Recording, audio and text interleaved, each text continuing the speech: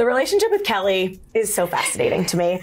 Can you just explain to me a little bit what it was like growing up? Like, obviously your mom was a cheerleader. What does that, is it an advantage? Is it a disadvantage? And what was like your relationship first just with Kelli before you were going into cheerleading?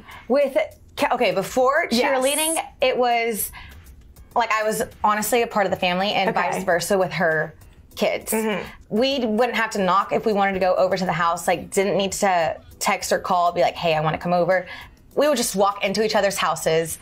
And my older brother, who's a year older than me, Tristan, and Kelli's son, Ryan, they played high school football together. Okay. So I got to see the whole like inner cheerleader spirit from her also. Like they brought cowbells to the games. They would be yelling their lives out. So definitely just like families knit in together. And then when you decide you want to try out for DCC, obviously that must be an interesting conversation. How does that go when you're initially like, I'm going to do it? Are you like, is it more pressure because you know her? Is it an advantage because you kind of have had, obviously, grew up around it? Like, what is that like?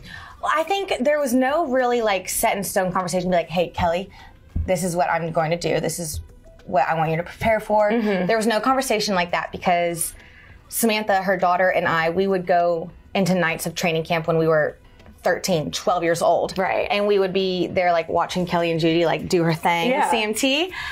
So I definitely like grew up knowing, and I think she knew as well, that I was going to end up doing this. Right. But I think it took us a while to find that happy medium of, okay, I know you in the outside, but also I can't. Yeah. So it definitely took like just time to kind of figure that out.